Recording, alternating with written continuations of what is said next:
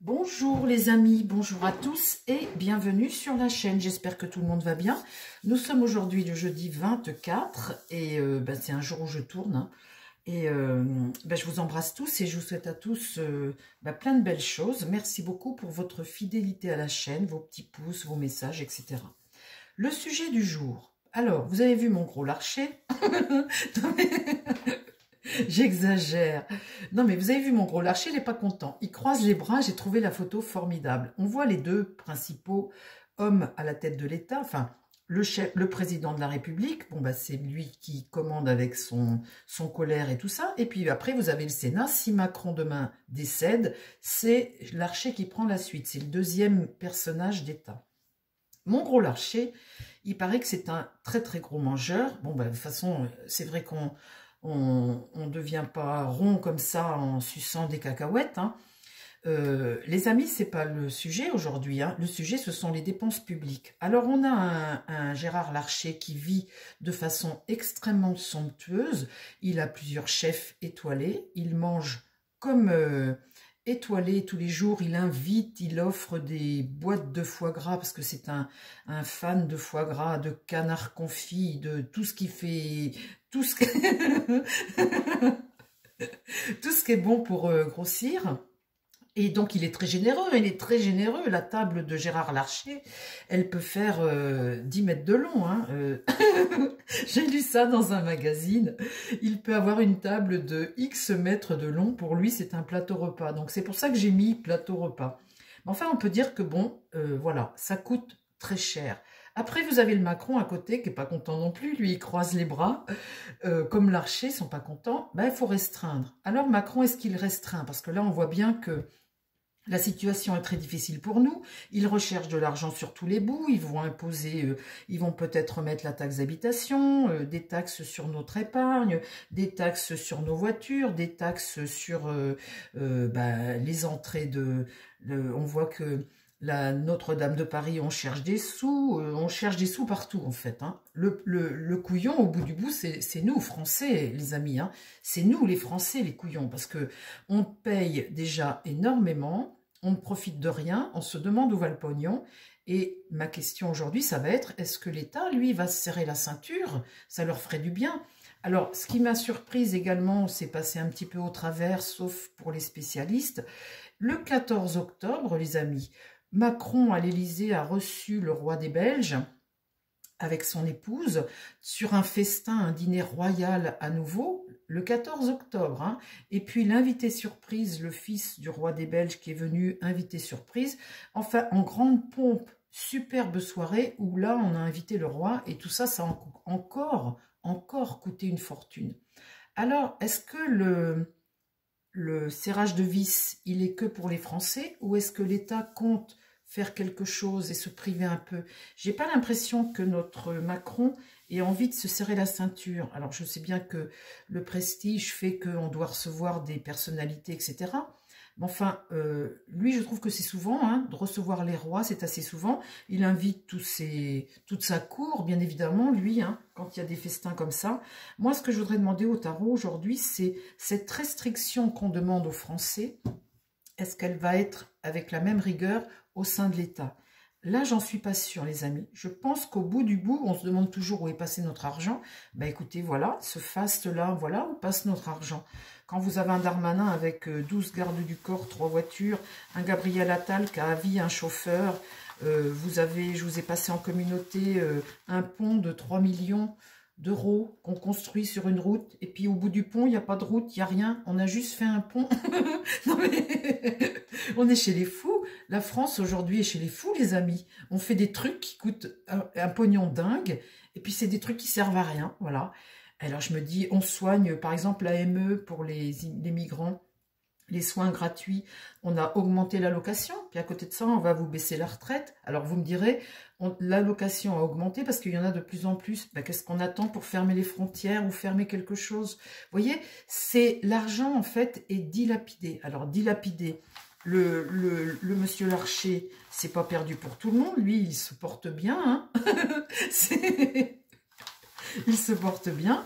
Quant à M. Macron, écoute, il festoie, il continue de festoyer. Alors, mon tarot, est-ce que tu peux me dire aujourd'hui Si, l'État, parce que sucrer 4000 profs dans les écoles, ben, ils savent déjà pas écrire les mots, mais ils font des fautes à tous les mots. Ils lisent rien, ils se cultivent pas. Je pense que avoir des profs, c'est nécessaire. Si on supprime des profs pour faire des festins supplémentaires, ben moi je suis pas pour, les amis. Et puis le gaspillage aujourd'hui, c'est vrai qu'il a pris des proportions qui sont... l'argent aujourd'hui est gaspillé, c'est gaspillé. Alors, mon tarot, s'il te plaît, est-ce que tu peux me parler? Ah oui, c'est ça que je voulais vous dire. Quand vous avez aujourd'hui des fonctionnaires, alors les fonctionnaires d'État, on en a besoin, hein, mais aujourd'hui, nous, Français, on veut se faire soigner, on ne peut plus. Moi, là, je ne peux pas avoir de rendez-vous avant X mois pour un rendez-vous médical. Alors, on nous dit qu'il faut surveiller tel ou tel truc, on ne peut pas avoir de rendez-vous. Ophtalmo, dermato, dentiste, dans notre pays de Loire, c'est très compliqué. Après, vous avez, vous changez de voiture, vous avez à faire les papiers. Il n'y a plus de préfecture, il n'y a plus tout ça qui vous fait votre carte grise dans la journée. Il faut avoir Internet, il faut se débrouiller. Les impôts, bah, il n'y a plus de rendez-vous non plus, il faut tout faire par Internet. Maintenant, on fait tout par Internet. Ils font quoi, les fonctionnaires? Alors, Internet, ça ne marche pas la plupart du temps.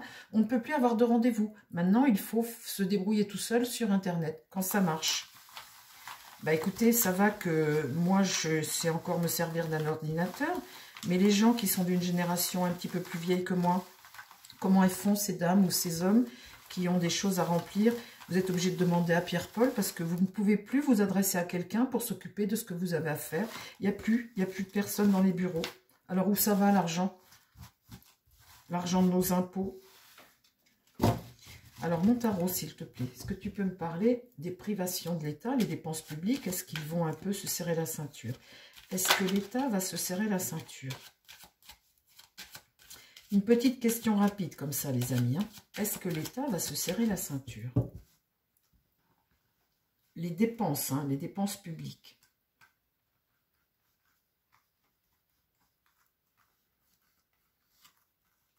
Alors, mon tarot. Est-ce que l'État va se serrer la ceinture? Réponds-moi.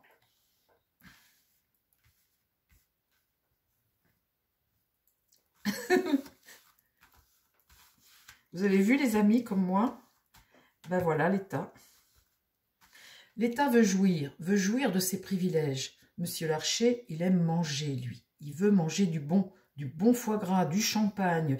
Quand vous avez l'autre là de l'Assemblée nationale qui s'est trouvé viré parce qu'il avait mangé du homard, lui, soi-disant, n'aimait pas le homard. Il en donnait à table remplie comme ça du homard à tout le monde. Mais tout ça, ça a un coût. Donc là, on voit qu'on a un pouvoir qui veut jouir de ses privilèges, qui veut jouir de sa fonction. Larcher, aujourd'hui, il étouffe tout un tas d'affaires. Il se passe, vous savez, là, on a un député qui vient d'être pris pour avoir acheté de la drogue à un adolescent pas majeur, hein, dans la rue. La drogue de synthèse, ce qu'a pris Palmade là pour ses soirées chemsex. C'est un député. Aujourd'hui, ces gens-là, il se passe tout un tas de choses. Hein. Il y a eu un député au sein du Sénat qui a drogué quelqu'un pour essayer d'eux. C'est quelqu'un qui utilisait des drogues aussi. Larcher étouffe tout un tas d'affaires. Aujourd'hui, moi, je demande à Larcher, si vraiment il ne s'entend pas avec Macron ou qu'il n'est pas d'accord avec sa politique, ben, monsieur Larcher, il y a du courage. Foncez dans le tas, dénoncez les choses, faites péter le système, essayez de faire quelque chose qui va un petit peu soulager les Français et qui va un petit peu apaiser notre imposition. C'est ça qui est important pour nous aujourd'hui, c'est de payer moins pour pouvoir vivre un peu mieux. Ces gens-là vivent bien et nous, on se serre la ceinture. La situation est bloquée. Vous voyez?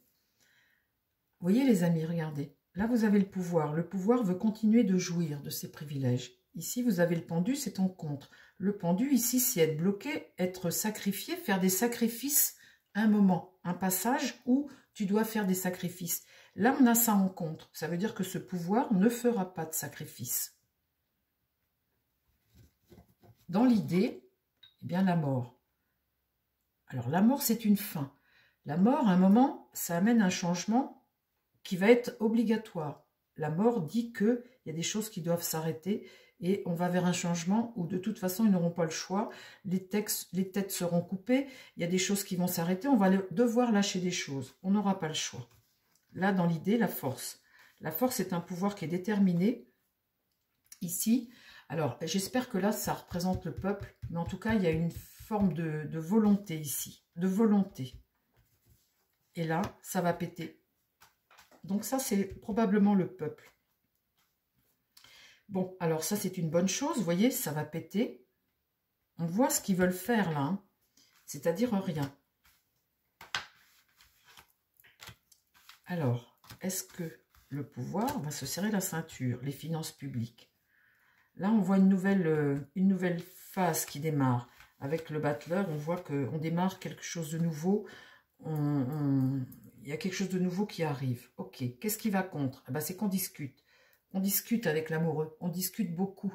On discute tellement que à la fin, on finit que de discuter, mais est-ce qu'on la prend réellement, la décision? Parce que là, c'est en contre. Donc, on discute. Là, on voit qu'il faut aller vers quelque chose de nouveau. Là, vu que c'est en contre, je n'ai pas l'impression que les discussions, elles aboutissent à quelque chose qui est favorable pour le peuple. Ici, dans l'idée, ben, on a l'empereur. Lui, il regarde là cette mort. L'empereur, là, il a envie de s'imposer. C'est son job. Il a un statut. Il a une reconnaissance. Il a un passe-droit quelque part. Et il n'a pas envie de perdre son passe-droit. Là, le chariot, cette force-là est déterminée à avancer. Et elle a un cap, cette force. La roue va tourner. Donc la chute peut-être de ces têtes couronnées. En tout cas, on voit une avancée. Le destin fait que les choses évoluent par la force des choses.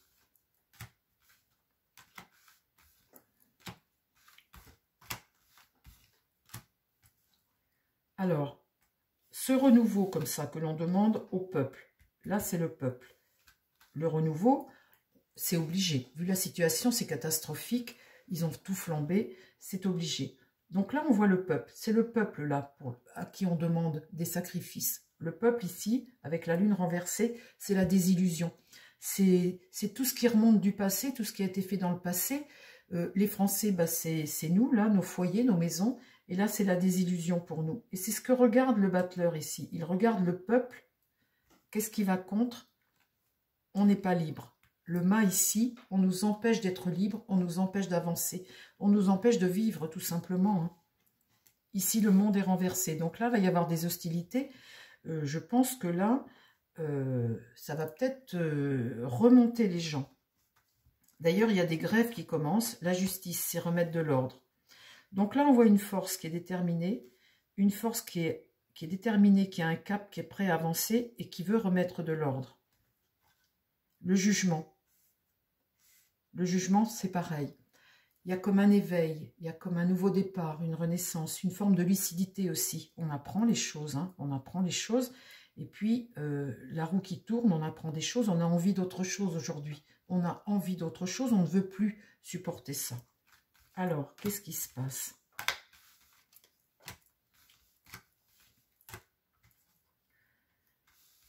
L'ermite, eh bien, c'est une forme de lenteur. L'ermite ici, il est retourné, donc c'est une forme de solitude, hein, et puis de lenteur des choses.